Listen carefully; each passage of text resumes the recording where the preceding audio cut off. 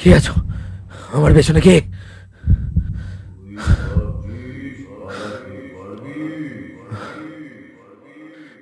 না না না, আমি আমি কিছু করিনি। আবার সেই স্বপ্ন? একই স্বপ্ন, প্রতিদিন সেই ছায়া, সেই ভয়, যেন আমার শ্বাস নিতে দিচ্ছে না। কি এমন দেখলে তুমি? আর কতদিন এটা চলবে বলো তো? আমি জানি না মধু, কিন্তু এই স্বপ্নটা যেন আমাকে ধাওয়া করছে। কেউ আমাকে পেছন থেকে তাড়া করে আসছে। আমি দৌড়াই আর দৌড়াই, কিন্তু পালাতে পারি না। এমন হলে তোমার মানসিক স্বাস্থ্যের উপর প্রভাব পড়বে রবি। তুমি বরং একটা ডাক্তার দেখাও। আমি জানি না মধু, এটা কি কোনো দোষের ফল? আমার মনের মধ্যে কি কোনো অপরাধ বোধ কাজ করছে? দোষ? কিসের দোষ? তোমার তো সব ঠিকঠাক চলে, ব্যবসা ভালো, সংসারে শান্তি। তাহলে এমন মনে হওয়ার কোনো কারণ নেই। শান্তি তো আমার নেই, এই স্বপ্নও আমাকে ধ্বংস করে দিচ্ছে।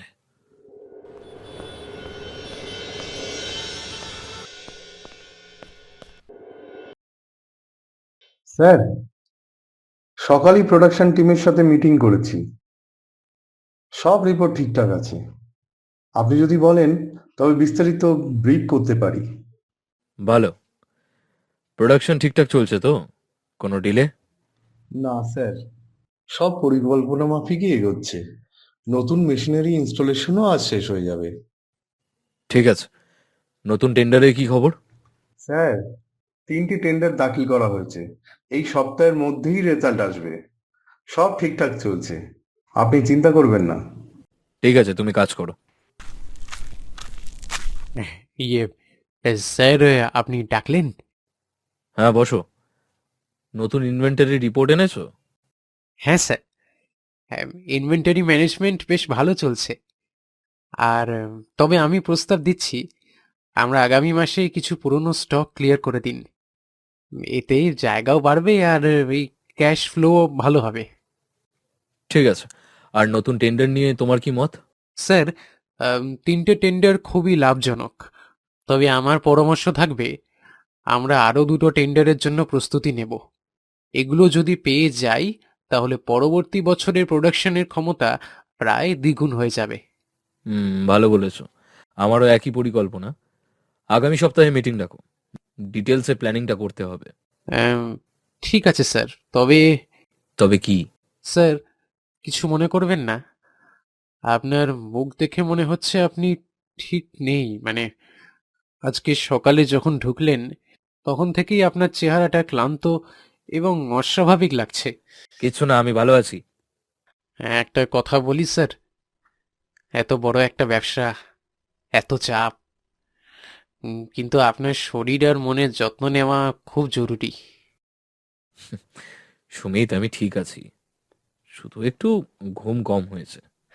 স্যার, আমি জানি আপনি কিছু বলবেন না, কিন্তু আমার পরামর্শটা নিন স্যার। আপনি একটা মানসিক ডাক্তারের সঙ্গে কথা বলুন। আমি একজন ভালো থেরাপিস্টের খোঁজ জানি। মানসিক ডাক্তার?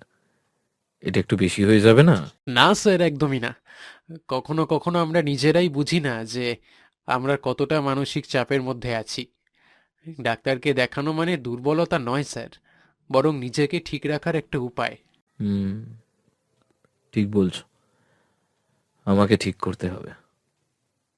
নামটা দিয়ে যাও, আমি ভাববো। আহ, এইটা রাখুন স্যার। এই থেরাপিস্টটা খুব ভালো, অনেক বড় বড় ক্লায়েন্টদের দেখেছেন। আমি নিশ্চিত আপনার সমস্যার একটা সমাধান হবেই। ঠিক আছে, ধন্যবাদ সুমিত।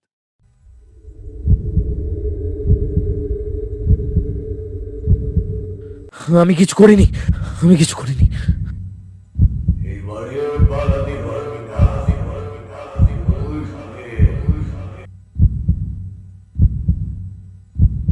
আবার সেই স্বপ্ন? মধু, এবার আরো ভয়ঙ্কর ছিল। আমি আমি মরেই যাচ্ছিলাম যেন। কালই একটা মানসিক ডাক্তারের অ্যাপয়েন্টমেন্ট নাও, হয়তো তিনি এর কারণ বের করতে পারবেন। মানসিক ডাক্তার? জানি না মধু, আমি কি সত্যি এর জন্য তৈরি? যদি কোনো ভয়ঙ্কর সত্যি বেরিয়ে আসে? রবি, যে সত্যিটা তুমি নিজেই জানো না, সেটা ভয়ঙ্কর কিভাবে হবে? দয়া করে নিজের শান্তির জন্য অন্তত এটা করো। আমি তোমার পাশে আছি।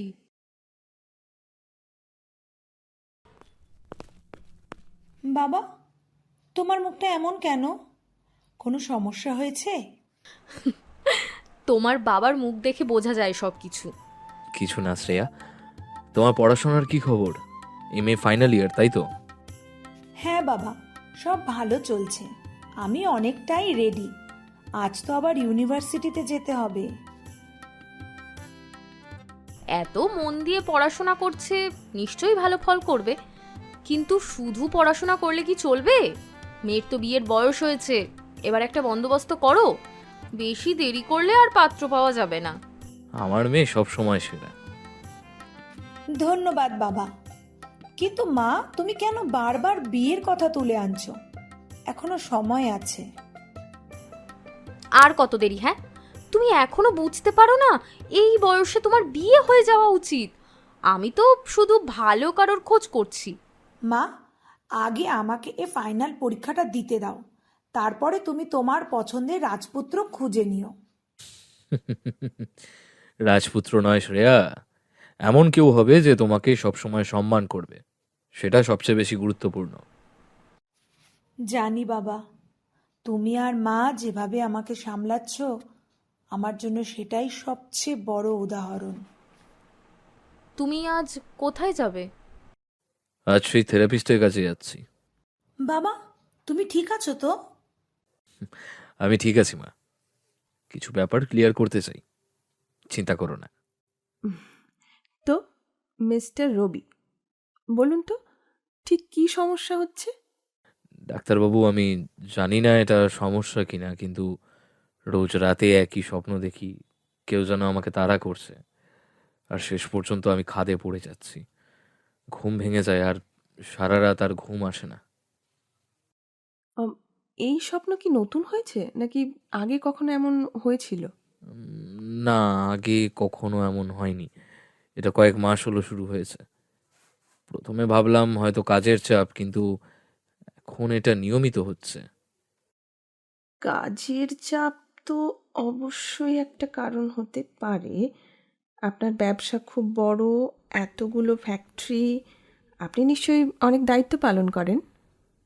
হ্যাঁ, আমার অনেকগুলো ফ্যাক্টরি, কিন্তু আমার টিম খুবই দক্ষ, আমি সবকিছু ঠিকঠাকই সামলে নিই। উম, আপনি কি খুব কঠিন সিদ্ধান্ত নিতে হয় এমন কোনো পরিস্থিতিতে পড়েছেন? মানে বা এমন কিছু সিদ্ধান্ত নিয়েছেন যা নিয়ে আপনার মনে কোনো অপরাধবোধ কাজ করছে? অপরাধ বোধ? না, আমার মনে হয় না। আমি সবসময় চেষ্টা করেছি সঠিক কাজ করার। আমার কোম্পানি তো শুধু লাভের জন্য নয়, লেবারদেরও পাশে থাকে। হুম, এটা শুনে ভালো লাগলো। আপনার স্টাফরা কি আপনাকে পছন্দ করে? তারা আমায় ভালোবাসে, আমি নিশ্চিত। কারোর কোনো সমস্যা হলে কোম্পানি সবসময় সাহায্য করে, এমনকি ব্যক্তিগত সমস্যাতেও পাশে দাঁড়াই। উম, তাহলে এমন কোনো ঘটনা মনে পড়ে কি যেখানে আপনি মনে করছেন অন্যায় হয়েছে? ডাক্তারবাবু, আমি সত্যিই কিছু মনে করতে পারছি না, কিন্তু মনে হচ্ছে যেন কিছু একটা আছে, যেটা পরিষ্কার মনে আসছে না। আপনার মনের গভীরে হয়তো এমন কিছু লুকিয়ে আছে যা আপনাকে অজান্তেই প্রভাবিত করছে। আমাদের মন অনেক বড়, আর তার ভেতর অনেক কিছু জমা থাকে। এই বিষয়গুলো ধীরে ধীরে স্পষ্ট হবে। তাহলে আমি কি করব? প্রথমত, আপনি নিজেকে চাপ দেবেন না। নিজের রুটিনটা ঠিক রাখুন। আমি কিছু ওষুধ দিচ্ছি যা আপনাকে রাতে ভালো ঘুমোতে সাহায্য করবে, আর কিছু রিল্যাক্সেশন টেকনিক চেষ্টা করবেন, তাহলেই হবে। এই নিয়ম মেনে চলুন। তবে যদি এই সমস্যাটা বাড়ে তাহলে আমাদের গভীরে গিয়ে কাজ করতে হবে। ঠিক আছে ডাক্তারবাবু, ধন্যবাদ। আমি আপনার পরামর্শ মতোই চলব। আমি নিশ্চিত আপনি ঠিক হয়ে উঠবেন। ধৈর্য রাখুন। ডাক্তার ঠিকই বললেন, মনের মধ্যে কিছু একটা লুকিয়ে আছে, কিন্তু কি এমন কিছু তো করিনি যাতে অপরাধবোধ কাজ করবে। আমার ব্যবসা সৎপথে, স্টাফদের সঙ্গে ভালো ব্যবহার করি, লেবারদের জন্য সবসময় আছি। তবে এমন হচ্ছে কেন? আমার কি কিছু মনে নেই, কি ভুলে যেতে চেয়েছি? গাড়ি থামাও। শ্রেয়া, এটা কি হচ্ছে? বাবা, তুমি তুমি এখানে কিভাবে? আমি কেন? আমি তোমার বাবা। আর তুমি এখানে একটা ছেলের সঙ্গে তার হাত ধরে, এটা কি চলছে এটা?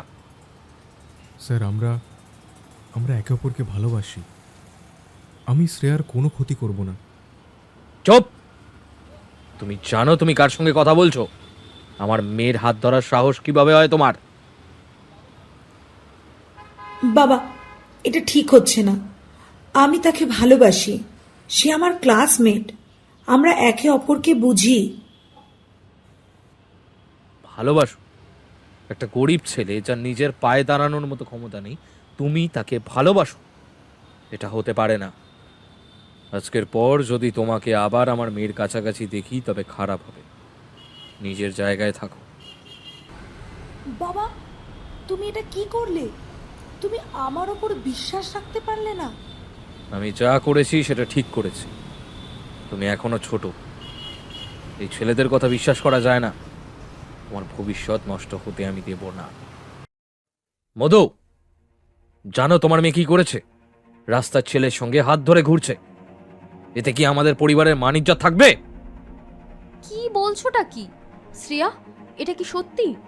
মা, আমি আর বিকাশ একে অপরকে ভালোবাসি। সে খুব ভালো মানুষ। ভালো মানুষ? ভালো মানুষ রাস্তার পাশে মেয়ের হাত ধরে ঘোরে না। সে তোমার উপযুক্ত নয়। রবি, তুমি একটু শান্ত হও। শ্রেয়া, তুমি কি এটা আগে আমাদের জানাতে পারতে না? বাবা আমাকে শুনতে চাইছেন না।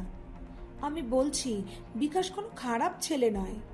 আমি যদি বিয়ে করি তবে আমি ওকেই করব। কি? তুমি আমার কথা অমান্য করবে? আমি একজন গরিব ছেলেকে জামাই করব? এটা কখনো সম্ভব নয়। আমাদের মান সম্মানটা কোথায় যাবে? বাবা, বিকাশ গরিব কারণ তার বাবাকে একজন ধোঁকা দিয়েছে। তাই ওরা এখন এই অবস্থায় আছে। এটা কি বলছো তুমি শ্রেয়া? ওরা কোথায় থাকে?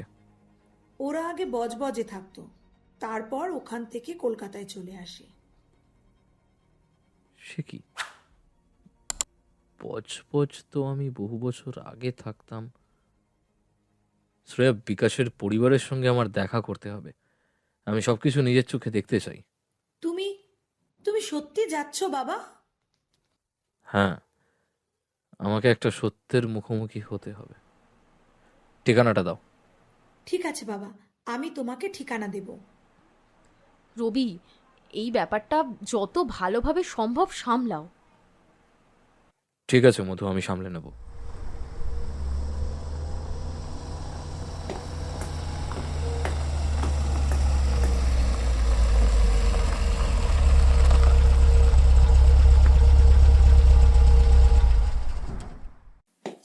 আসুন, বসুন।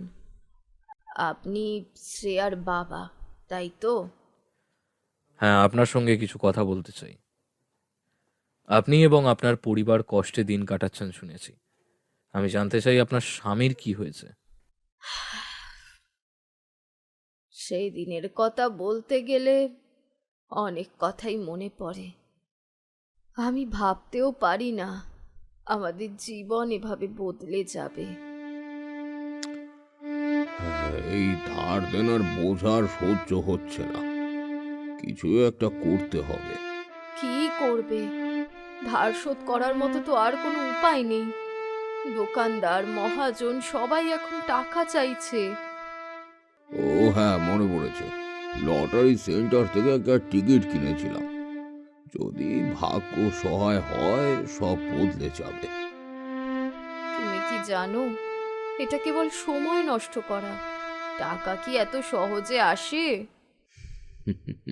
জানি, কিন্তু আর কোনো পথ খুঁজে পাচ্ছি না।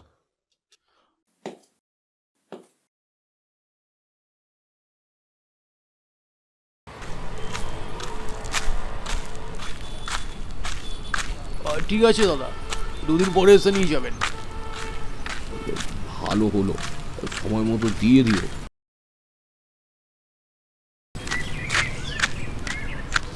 আমার একটা টিকিট ছিল পকেটে, পেয়েছো? না দাদা, কোনো টিকিট তো পাইনি। যদি থাকতো তাহলে তো দিয়ে দিতাম। আমি জিতেছি, আমি জিতেছি। আরে ঠিক আছে ঠিক আছে, কিন্তু আসল টিকিট ছাড়া তো টাকা দেওয়া যাবে না। আমার টিকিট হারিয়ে গেছে, কিন্তু কিন্তু আমি প্রমাণ করতে পারি, নাম্বার নোটবুকে লেখা আছে। দুঃখিত স্যার, আমাদের নিয়ম খুব স্পষ্ট, টিকিট ছাড়া টাকা দেওয়া অসম্ভব। ওই শোকে ওর বাবার শরীর ভেঙে পড়ে, কিছুদিনের মধ্যেই সে মারা যায়। এরপর আমি ছেলেকে নিয়ে শহর ছেড়ে ভাইয়ের বাড়ি চলে যাই। অনেক কষ্টে বিকাশকে বড় করেছি।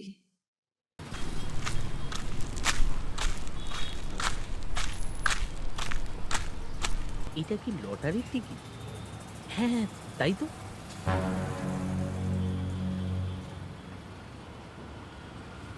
অভিনন্দন স্যার, আপনার টিকিটটি বৈধ, আপনি আপনার প্রাইজ মানি পেয়ে যাবেন। আমি সেই লন্ড্রিওয়ালা।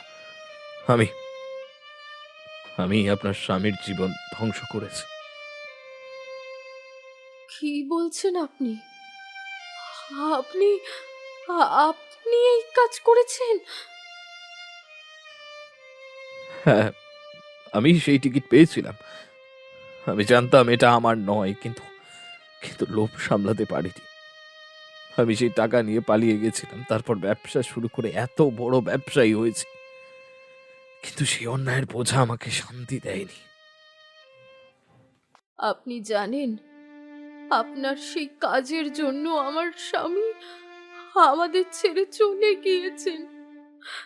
আমাদের জীবন ধ্বংস হয়ে গেছে। আমি জানি আমি যা করেছি তার কোনো ক্ষমা নেই। আমি আপনার স্বামীকে ফিরিয়ে দিতে পারবো না, কিন্তু আমি প্রায়শ্চিত্ত করতে চাই। আমি চাই আমার মেয়ে শ্রেয়া এবং আপনার ছেলে বিকাশের বিয়ে হোক। এতে আমি কিছুটা হলেও নিজের পাপের প্রায়শ্চিত্ত করতে পারবো।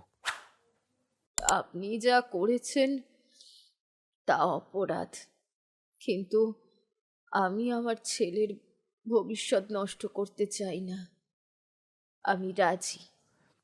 ধন্যবাদ, আপনার এই দয়া আমি কখনো ভুলবো না। মিস্টার রবি, আপনি তো বড় ব্যবসায়ী, আপনার মেয়ে এক সাধারণ পরিবারের ছেলের সঙ্গে বিয়ে করলো। সম্পর্কের জন্য ধনসম্পদ প্রয়োজন নয়, দরকার বিশ্বাস আর ভালোবাসা।